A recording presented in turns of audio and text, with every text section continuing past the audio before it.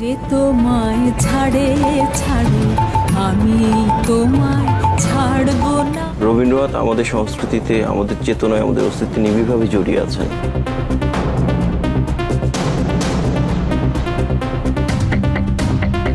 উপমহাদেশে বিশেষ করে আমাদের বাংলা ভাষায় যারা আমরা পড়াশোনা করি চিরস্মরণীয় হয়ে থাকবে।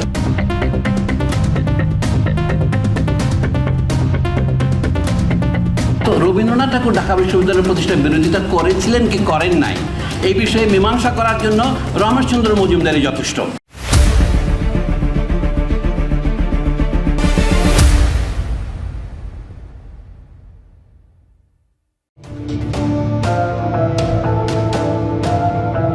ভারতের পশ্চিমবাংলা রাজ্যের কলকাতা শহরের অন্ধকার এক জগৎ।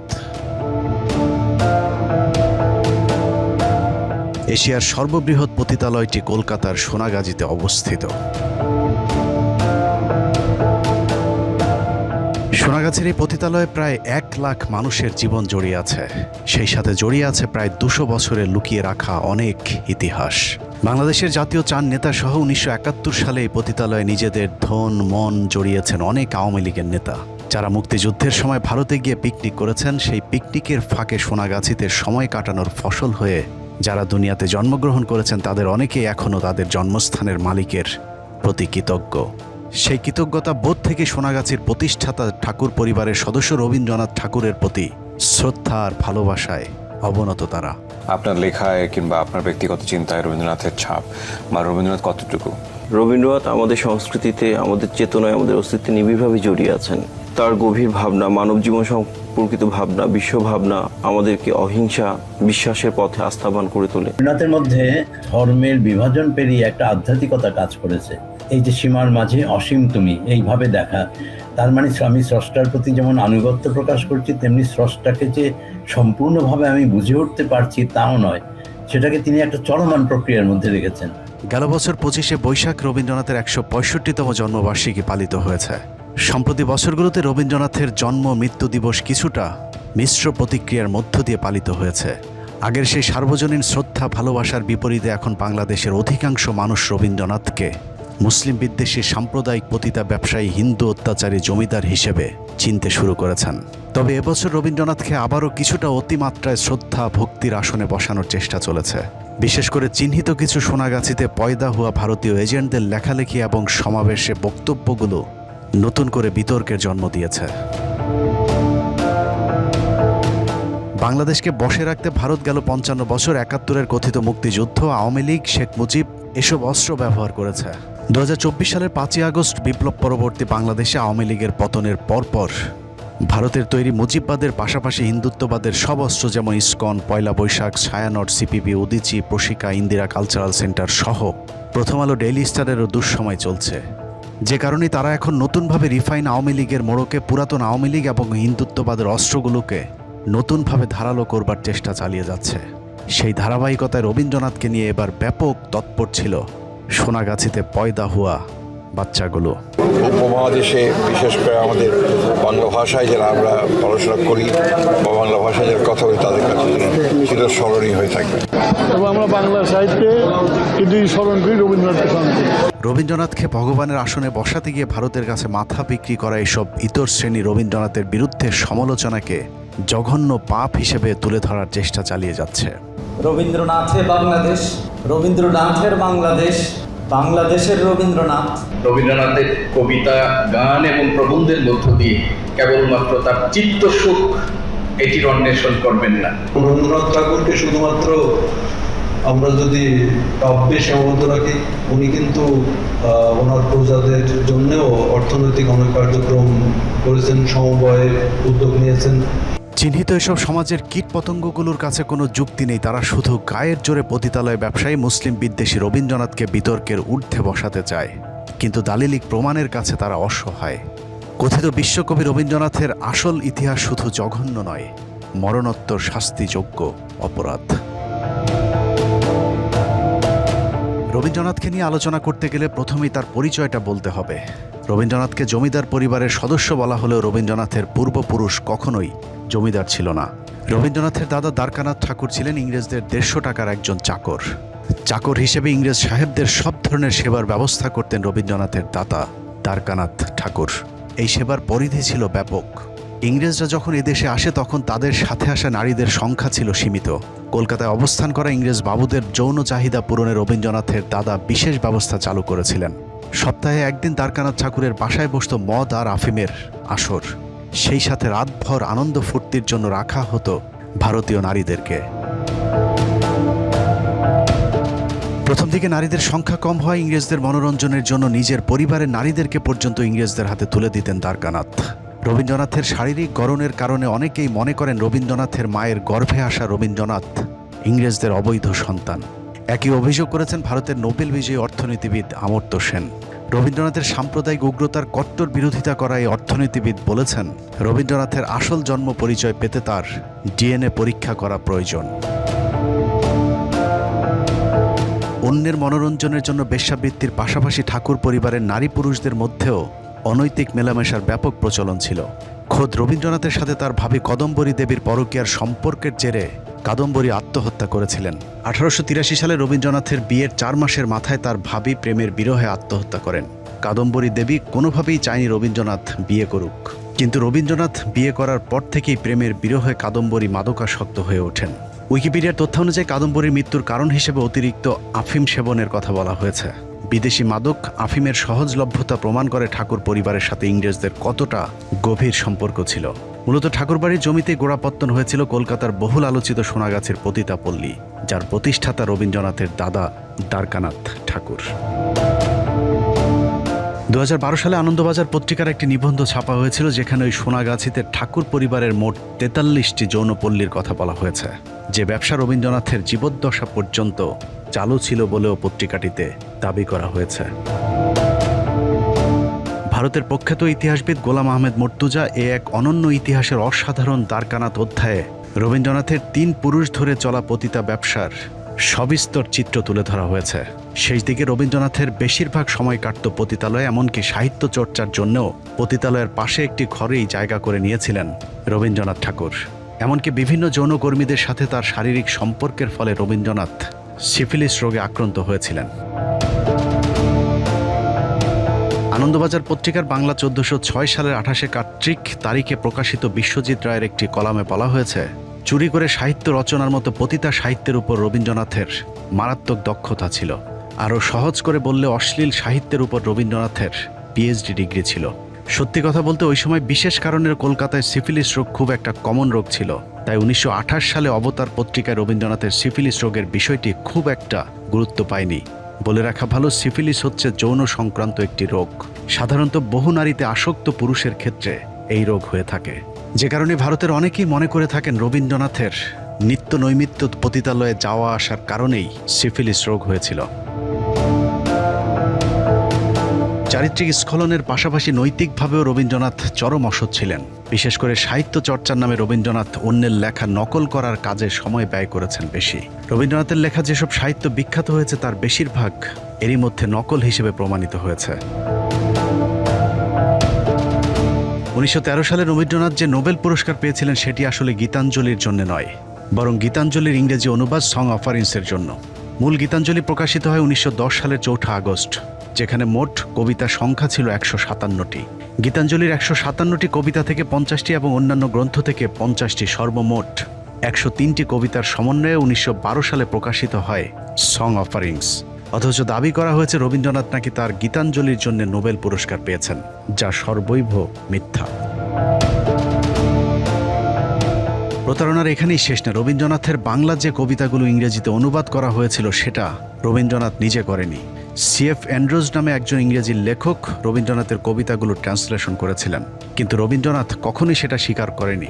কৌশলে তিনি অ্যান্ড্রুজের নাম দিয়েছিলেন দীনবন্ধু, যাতে কেউ বুঝতে না পারে তিনি তার লেখাগুলো ইংরেজি করতে কোনো বিদেশির সহযোগিতা নিয়েছিলেন। সেটাও সমস্যা না। ইংরেজদের পা চেটে যে গীতাঞ্জলির উপর রবীন্দ্রনাথ নোবেল জিতেছেন সেই লেখায় অসংখ্য চুরির প্রমাণ মিলেছে। গীতাঞ্জলির ইংরেজি অনুবাদ সং অফারিংসের ভূমিকা লিখতে গিয়ে ইংলিশ কবি ইয়েটস লিখেছেন, A tradition where poetry and religion at the same thing has passed through the centuries, gathering from learned and unlearned metaphor and emotion, and carried back again to the multitude the thought of the scholar and of the noble. Gitanjali ইংরেজি অনুবাদের 26 নম্বর কবিতা এবং ইংরেজি বাইবেলের song of সলোমনের দুটি শ্লোকের সাথে হুবহু মিল রয়েছে। এছাড়া সেন্ট ফ্রান্সিসের রচিত খ্রিস্টান ধর্মীয় গান ক্যান্টিকেল এবং ইংরেজি গীতাঞ্জলির 86 নম্বর কবিতার সাদৃশ্যতা রয়েছে। রবীন্দ্রনাথের বিখ্যাত উর্বশী কবিতাটি রবীন্দ্রনাথ চার্লস সুইনবানের লেখা থেকে চুরি করেছেন। বিশেষ করে কবিতার শেষ লাইনগুলো, বৃত্তহীন পুষ্পসম আপনাতে আপনি বিকশী, কবে তুমি ফুটিলে উর্বশী, আদিম বসন্ত প্রাতে উঠেছিল মন্থিত সাগরে, ডান হাতে সুধাপাত্র বিষভণ্ড লয়ে বাম করে, তরঙ্গিত মহাসিন্ধু মন্ত্র শান্ত ভুজঙ্গের মতো পড়েছিল পদপ্রান্তে উচ্ছ্বাসিত ফনা লক্ষ শত করি অবনত। চিত্রাকাব্যের এবার ফেরাও মোড়েও মানসিক কাব্যের বধূ কবিতা দুটো ইংলিশ বিখ্যাত কবি মিস্টার শেলি এবং ওয়ার্ডসওয়ার্থের লেখার সাথে গঠনগত ও ভাবগত অনেক মিল রয়েছে। প্রিয়রঞ্জন এবং নারায়ণ বিশ্বাসের মতে রবীন্দ্রনাথের গোড়া এবং ঘরে বাইরে দুটি কাব্যই ইংলিশ লেখকদের লেখার কপি পেস্ট। মুসলমানদেরকে নিজেদের সাহিত্য নিজেদের সৃষ্টি করার বয়ান দেয় রবীন্দ্রনাথ নিজেই মুসলমান লেখকদের লেখা চুরি করেছিলেন। রবীন্দ্রনাথের বিখ্যাত কাব্যগ্রন্থগুলোর বিরাট একটা অংশ মধ্যযুগের মুসলিম কবিদের থেকে চুরি করা। শেখ সাদি মির্জা গালিব এবং উমর খাইয়াম সহ মুসলিম অনেক লেখকের সাহিত্য রবীন্দ্রনাথ নিজের বলে চালিয়ে দিয়েছেন। ভারত তীর্থ নামের রবীন্দ্রনাথের বিখ্যাত কবিতাটি পার্সিয়ান কবি জালালউদ্দিন রুমির কবিতার হুবহু নকল। শুধু বিদেশি লেখক নয়, বঙ্গদেশীয় অনেক সাহিত্যকর্ম পর্যন্ত চুরি করেছিল বিশ্ব চোর রবীন্দ্রনাথ।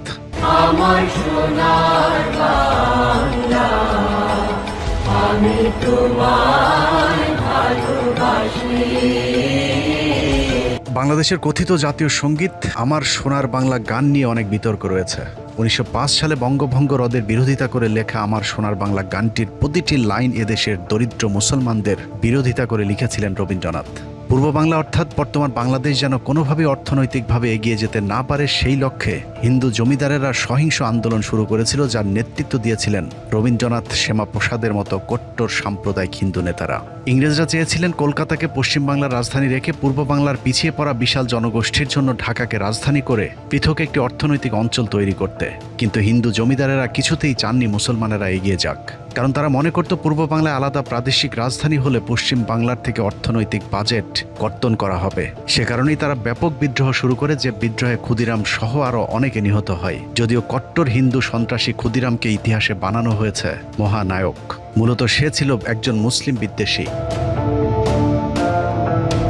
তাদের সম্মিলিত আন্দোলনের মুখে ইংরেজ সরকার 6 বছরের মাথায় 1911 সালে বঙ্গভঙ্গ করতে বাধ্য হয়, যে বঙ্গভঙ্গের কারণে আমাদের পূর্ব বাংলার মানুষ 100 বছর পিছিয়ে যায়। মুসলমানদের বিরুদ্ধে কট্টর হিন্দুদেরকে জাগিয়ে তুলতে যে গান লেখা হয়েছিল, সেই গানকে আবাল বাঙালি নিজেদের জাতীয় সঙ্গীত বানিয়ে 55 বছর ধরে গেয়ে যাচ্ছে। এখানেই শেষ নয়, আমার সোনার বাংলা গানের সুর রবীন্দ্রনাথ চুরি করেছিলেন গগন হরকরার লেখা আমি কোথায় পাবো তারে গান থেকে। আমি কোথায় পাবো তারে, আমার মনের মানুষ যে রে, আমার সোনার বাংলা, আমি তোমায় ভালোবাসি। রবীন্দ্রনাথের শিলাইদহে একই সাথে সাহিত্য চর্চা করতেন গগন হরকরা। তার কাছ থেকে অনেক গানের কথা এবং সুর চুরি করেছিলেন রবীন্দ্রনাথ। যে তোমায় ছাড়ে ছাড়ে আমি তোমায় ছাড়বো না। আমার সোনার বাংলা গানের মতো রবীন্দ্রনাথের যে তোমায় ছাড়ে ছাড়ুক গানের সুরও গগন হরকরার ওমন আশার মায়ায় ভুলে রবে গানের সুর থেকে চুরি করা।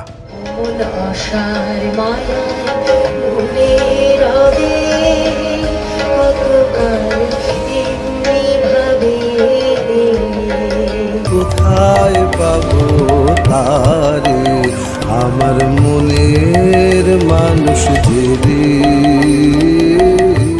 গগন হরকরার মতো কাজী নজরুল, লালন শাহী সহ আরও অনেকের সাহিত্য চুরি করে নিজের বলে চালিয়ে দিয়েছে রবীন্দ্রনাথ। অনেকেই মনে করেন কাজী নজরুল ইসলামের শেষ বয়সে কথা বলতে না পারার পেছনেও রবীন্দ্রনাথের হাত রয়েছে। রবীন্দ্রনাথের বোনকে কাজী নজরুল ইসলামের পেছনে লেলিয়ে দিয়ে কাজী নজরুলের অনেক সাহিত্যকর্ম চুরি করেছিলেন রবীন্দ্রনাথ, যেটাকে পরবর্তীতে তিনি নিজের নামে চালিয়ে দিয়েছেন। কাজী নজরুল যেহেতু শেষ বয়সে কথা বলতে পারেননি, যে কারণেই এসবের বিরুদ্ধে কোনো প্রতিবাদ করতে পারেননি আমাদের জাতীয় কবি কাজী নজরুল ইসলাম। রবীন্দ্রনাথের অধীনে থাকা প্রজাদের সাথেও চরম বৈষম্যমূলক আচরণ করতেন। বিশেষ করে নিম্নবর্ণের হিন্দু এবং মুসলমান প্রজাদের উপর বর্ণবাদী আচরণ চালিয়েছে রবীন্দ্রনাথ। মুসলমানদেরকে তো রবীন্দ্রনাথ মানুষই মনে করতেন না। মুসলিম অধ্যুষিত পূর্ব বাংলার মানুষকে নিয়ে বহুল আলোচিত সেই উক্তি, 7 কোটি সন্তানের হে মুগ্ধ জননী, রেখেছ বাঙালি করে মানুষ করনি। রবীন্দ্রনাথ কতটা মুসলিম বিদ্বেষী ছিল এটাই তার জ্বলন্ত প্রমাণ। তারপরেও বাংলাদেশের ভারতীয় দালালেরা রবীন্দ্রনাথকে বর্ণবাদী বলতে নারাজ, অথচ রবীন্দ্রনাথ ছিল ভারতীয় বর্ণবাদীদের প্রধান পৃষ্ঠপোষক। তো রবীন্দ্রনাথ ঠাকুর ঢাকা বিশ্ববিদ্যালয়ের প্রতিষ্ঠার বিরোধিতা করেছিলেন কি করেন নাই, এই বিষয়ে মীমাংসা করার জন্য রমেশচন্দ্র মজুমদারই যথেষ্ট। 1947 পর্যন্ত প্রত্যেক বছর বক্তৃতা তারা বলতেন এই বিশ্ববিদ্যালয় বন্ধ করে দেওয়া। ঢাকা বিশ্ববিদ্যালয়ের প্রতিষ্ঠায় যারা বিরোধিতা করেছিলেন তাদের মাঝে কলকাতা বিশ্ববিদ্যালয়ের ভিসি আশুতোষ মুখার্জি, তার ছেলে শ্যামাপ্রসাদ মুখার্জি, বিপিন চন্দ্র পাল, সুরেন্দ্র ব্যানার্জি, প্যারীমোহন মুখোপাধ্যায়, সুরেন্দ্রনাথ সমাজপতি এবং আম্বিকাচরণ মজুমদারের নাম সকলেই জানে। কিন্তু এসব মুসলিম বিদ্বেষী হিন্দু ব্রাহ্মণদের নেতৃত্বে থাকা রবীন্দ্রনাথের নামটা ইতিহাস থেকে মুছে ফেলার চেষ্টা চলেছে। অথচ ঢাকা বিশ্ববিদ্যালয়ের প্রতিষ্ঠা তথা পূর্ব বাংলায় মুসলমানদের শিক্ষার বিরুদ্ধে সবচেয়ে বেশি তৎপর ছিল রবীন্দ্রনাথ ঠাকুর। মুসলমানরা যদি লেখাপড়া শেখে তাহলে কায়েদবনের মর্যাদা থাকে। আমরা অনেক তথ্য পেয়েছি যে তথ্যের মধ্যে রবীন্দ্রনাথ এবং ঢাকা বিশ্ববিদ্যালয়ের বন্ধন অনেক সুদৃঢ় হয়েছিল। 1912 খ্রিস্টাব্দে 28শে মার্চ কলকাতার গড়ের মাঠে এক বিশাল জনসভা হয়েছিল। ঠিক তার দুদিন পূর্বে আরেকটি গুরুত্বপূর্ণ মিটিং হয়েছিল, যেখানে চূড়ান্ত সিদ্ধান্ত নেওয়া হয়েছিল যে ঢাকায় বিশ্ববিদ্যালয় হতে কোনোভাবেই দেওয়া যাবে না। গুরুত্বপূর্ণ সভায় হিন্দু নেতারা উপস্থিত ছিলেন। নতুন রাজ্য পুনর্গঠনে ঢাকা বিশ্ববিদ্যালয় প্রয়োজন কিনা বা শিক্ষা বিষয়ে করণীয় কি আলোচনার জন্য নীরজচন্দ্র চৌধুরী লিখেছেন, 1912 সালের 28শে মার্চ গড়ের মাঠের ওই সমাবেশের সভাপতি ছিলেন রবীন্দ্রনাথ ঠাকুর। ডক্টর রমেশচন্দ্র মজুমদার লিখেছেন, কলকাতা বিশ্ববিদ্যালয়ের ভিসি আশুতোষ মুখার্জির নেতৃত্বে ভাইসরয় লর্ড হার্ডিন্সকে 18 বার স্মারকলিপি দিয়ে চাপ সৃষ্টি করেছিল কোনোভাবেই যেন ঢাকা বিশ্ববিদ্যালয়ে প্রতিষ্ঠা করতে না দেওয়া হয়। ওই সময় রবীন্দ্রনাথেরা ঢাকা বিশ্ববিদ্যালয়কে বিদ্রূপ করে মক্কা বিশ্ববিদ্যালয় ডাকতেন। জীবন্ত কিংবদন্তি ভারতের বিখ্যাত ইতিহাসবিদ সুকৃতি রঞ্জন বিশ্বাসের সরাসরি বক্তব্যই দিয়েছেন পতিতা ব্যবসায়ী রবীন্দ্রনাথ কতটা সাম্প্রদায়িক ছিলেন। গড়ের মাঠে সেই মিটিং এর থেকে অনেক বড় ডায়াস হলো, তার সভাপতি হলেন বিশ্বকবি রবীন্দ্রনাথ ঠাকুর। সেখানে প্রস্তাব পাশ হচ্ছে ঢাকাতে যেন বিশ্ববিদ্যালয় ইংরেজ গভর্নমেন্ট না করে। 18 বার স্মারকলিপি দিয়েছিল যাতে ঢাকাতে ইউনিভার্সিটি না। এসব প্রমাণের বিরুদ্ধে অবশ্য সোনাগাছিতে জন্ম নেওয়া বাংলাদেশি রাজনীতিবিদ, পেশাজীবী, বুদ্ধিজীবীরা কাউন্টার ন্যারেটিভ তৈরি করেছেন। তাদের মতে রবীন্দ্রনাথ ছিল অসাম্প্রদায়িক, শিক্ষানুরাগী, সার্বজনীন একজন কবি। তাকে নিয়ে বিতর্কের কোনো অবকাশ নেই। এবার চলুন কারো কথা বিশ্বাস না করে রবীন্দ্রনাথের নিজের লেখা সাহিত্য থেকেই প্রমাণ করা যাক কতটা সাম্প্রদায়িক, ইসলাম বিদ্বেষী, কট্টর হিন্দুত্ববাদী লেখা ছিল রবীন্দ্রনাথ ঠাকুর। রবীন্দ্রনাথ তার হিন্দু ধর্মের গুণগান করে লেখালেখি করলেও সবসময় ইসলামের বিরুদ্ধে চরম অবমাননাকর লেখালেখি করতেন। রবীন্দ্রনাথের বীরগুরু প্রবন্ধে ইসলাম ধর্মকে চরমভাবে কটাক্ষ করা হয়েছে। হযরত মুহাম্মদ সাল্লাল্লাহু আলাইহি সাল্লাম এবং গোবিন্দকে তুলনা করতে গিয়ে রবীন্দ্রনাথ লিখেছেন, ঈশ্বরের কাছে প্রার্থনা করিবার সময় মোহাম্মদ নিজের নাম উচ্চারণ করিতে আদেশ করিয়া গিয়াছেন, অথচ গোবিন্দর প্রশংসা করে লিখেছেন, গোবিন্দ ধর্মপ্রচার পুণ্যের জন্য বিস্তার ও পাপের বিনাশ সাধনের জন্য আসিয়াছেন। অন্যান্য মানুষ যেমন তিনিও তেমনই একজন মানুষ, তিনি পিতা পরমেশ্বরের দাস। এই পরমাশ্চর্য জগতের একজন দর্শক মাত্র, তাকে ঈশ্বর বলিয়া যে পূজা করিবে নরকে তাহার গতি হইবে। অথচ হযরত মুহাম্মদ সাল্লাল্লাহু আলাইহি সাল্লামও কোথাও তাকে পূজা কিংবা সেজদা করার কথা বলেননি। সেজদা একমাত্র মহান আল্লাহর প্রতি। তারপরেও রবীন্দ্রনাথ হযরত মুহাম্মদ সাল্লাল্লাহু আলাইহি সাল্লামকে চরমভাবে অপমান করে কথা বলেছেন। এছাড়া রবীন্দ্রনাথ লিখেছেন, জবনদের মুখে আল্লাহু আকবার ধ্বনি আসছে, আর অন্যদিকে আর্য যোদ্ধারা হিন্দুস্তান রক্ষা করতে তাদের বিরুদ্ধে যুদ্ধ করছে। রবীন্দ্রনাথ মুসলমানদেরকে কতটা ঘৃণা করত তার লেখাতেই ফুটে উঠেছে। মুসলমানদেরকে এখানে জবন বলা হয়েছে, জবন অর্থ বর্বর। এছাড়া আল্লাহর নামটাও বিকৃতভাবে লিখেছে পতিতা ব্যবসায়ী রবীন্দ্রনাথ। অথচ হিন্দুস্তান রক্ষাকারী অর্থাৎ হিন্দুদেরকে আর্য যোদ্ধা হিসেবে উল্লেখ করেছে তিনি। রবীন্দ্রনাথ মূলত ভারতের মুসলিম শাসনের বিরুদ্ধে সাম্প্রদায়িক এই লেখাটি লিখেছেন। যদিও রবীন্দ্রনাথের পুরো সাহিত্য জীবনে ইংরেজ শাসনের বিরুদ্ধে একটি অক্ষরও লেখা নেই। যেখানে আমাদের জাতীয় কবি ইংরেজদের বিরুদ্ধে লেখালেখি করতে কারাভোগ করেছিলেন, কারাগারে বসেই তিনি লিখেছিলেন, কারার ওই লৌহ কপাট। প্রায়শ্চিত্ত নাটকে রবীন্দ্রনাথ লিখেছেন, খুন করাটা যেখানে ধর্ম সেখানে না করাটা পাপ। এটা শিখতে তোমার বাকি আছে যে মুসলমান আমাদের ধর্ম নষ্ট করছে, আর যারা মিত্র তাদের বিনাশ না করাই অধর্ম। বেদ ব্রাহ্মণ রাজা ছাড়া আর কিছু নাই ভবে পূজা করিবার, এই কটি কথা যেন মনে সার, ভুলিনি আমি কথা হবে। অর্থাৎ পৃথিবীর একমাত্র হিন্দু ধর্মই সঠিক ধর্ম, তাদের ব্রাহ্মণ রাজাই একমাত্র পূজার যোগ্য। এক কথায় বললে রবীন্দ্রনাথ ছিল শুধুমাত্র মুসলিম বিদ্বেষী।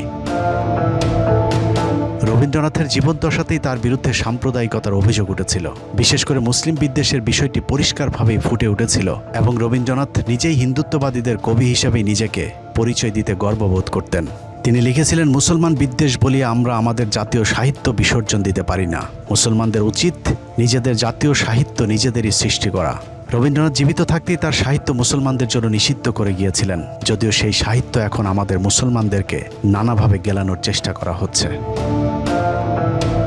কবি মোতাহার হোসেন চৌধুরী শান্তিনিকেতনে রবীন্দ্রনাথকে জিজ্ঞেস করেছিলেন, আপনার লেখা ইসলাম এবং বিশ্বনবী সম্পর্কে কোনো প্রশংসা নেই কেন? উত্তরে রবীন্দ্রনাথ বলেছিলেন, কোরআন পড়তে শুরু করেছিলাম, কিন্তু বেশি দূর এগোতে পারিনি, আর তোমাদের রাসূলের জীবন চরিত্র ভালো লাগেনি। ইংরেজদের 200 বছরের ইতিহাসে ব্রিটিশ বিরোধী সংগ্রামে মুসলমানরা প্রতিটি আন্দোলনে নেতৃত্ব দিয়েছেন। অন্যদিকে রবীন্দ্রনাথের মতো ব্রাহ্মণ শ্রেণী ইংরেজদের পা চেটে জমিদার তন্ত্র টিকিয়ে রেখেছেন। শুধু তাই নয়, মুসলমানেরা ইংরেজদের বিরুদ্ধে বিদ্রোহ করারও কট্টর সমালোচক ছিলেন রবীন্দ্রনাথ। রবীন্দ্রনাথ তার কণ্ঠরোধে লিখেছেন, কিছুদিন হইল একদল ইতর শ্রেণীর অবিবেচক মুসলমান কলকাতার রাজপথে লোস্টন হস্তে অভদ্রতার চেষ্টা করিয়াছিল। তাহার মধ্যে বিস্ময়ের ব্যাপার এই যে উপদ্রবের লক্ষ্যটা বিশেষ করে ইংরেজদের প্রতি। তাদের শাস্তিও যথেষ্টই হইয়াছিল। প্রবাদ আছে, ইট্টি মারিলে পাটকেলটিও খাইতে হয়। কিন্তু মূর্গণ অর্থাৎ মুসলমানগণ ইট্টি মারিয়া পাটকেলের অপেক্ষা অনেক শক্ত শক্ত জিনিস খাইয়াছিল। এরপরেও রবীন্দ্রনাথ নাকি দেশপ্রেমিক এবং ব্রিটিশ বিরোধী লেখক ছিলেন। এরপরও যেসব বাংলাদেশি মুসলমানেরা রবীন্দ্রনাথকে ঘুরিয়ে পেঁচিয়ে অসাম্প্রদায়িক মেধাবী বাংলাদেশি মুসলমানদের শুভাকাঙ্ক্ষী হিসেবে প্রতিষ্ঠিত করতে চাবে, তারা হয়তো জ্ঞানহীন অথবা জ্ঞানপাপী, অথবা সোনাগাছির রক্ত তাদের শরীরে প্রবাহমান। রবীন্দ্রপ্রেমীরাই সিদ্ধান্ত নিক তারা আসলে কোনটা। বাংলাদেশের মুসলমানদের কাছে আজ সবকিছু পরিষ্কার। আমরা মনে করি রবীন্দ্রনাথ মানেই বিজেপি, রবীন্দ্রনাথ মানে RSS। রবীন্দ্রনাথের দেখানো পথেই সৃষ্টি হয়েছে আজকের কট্টর হিন্দুত্ববাদী সন্ত্রাসী মোদী, অমিত শাহ কিংবা শুভেন্দু অধিকারীদের মতো হিন্দু সন্ত্রাসীরা। রবীন্দ্রনাথ, শ্যামাপ্রসাদ মুখার্জিদের দেখানো পথে আজকের ভারতের মুসলমান নিধনের কাজ চলছে। অতএব চোর, পতিতা ব্যবসায়ী, মুসলিম বিদ্বেষী রবীন্দ্রনাথকে না বলুন। চোরের লেখা বই, কবিতা, প্রবন্ধ, সর্বোপরি চুরি করা কথিত জাতীয় সঙ্গীত পাঠ করা এখনই বন্ধ করুন। আল্লাহ হাফেজ।